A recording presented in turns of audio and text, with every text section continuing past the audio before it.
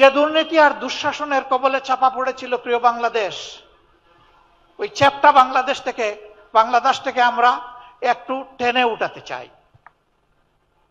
সেদিন যেভাবে হাত বাড়িয়ে দিয়েছিলেন, আজকেও আশা করি আপনারা আমাদের দিকে হাত বাড়িয়ে দেবেন।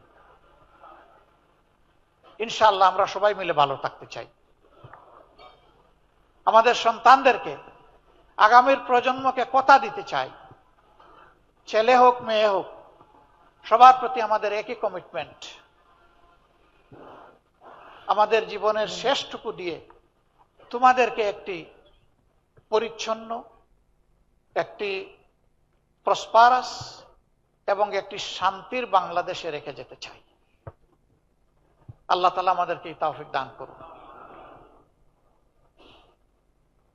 আমরা ইতিমধ্যেই ঘোষণা করেছি, রাষ্ট্রের বৈধ সকল সুযোগও যদি জনগণের ভালোবাসায় আল্লাহ তাআলা আমাদেরকে এদেশে সেবার দায়িত্ব দেন, বৈধ সকল সুযোগও আমরা গ্রহণ করব না।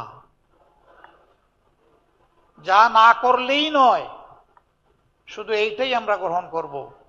আমরা চেষ্টা করব ওগুলা গ্রহণ না করেও পারি কিনা।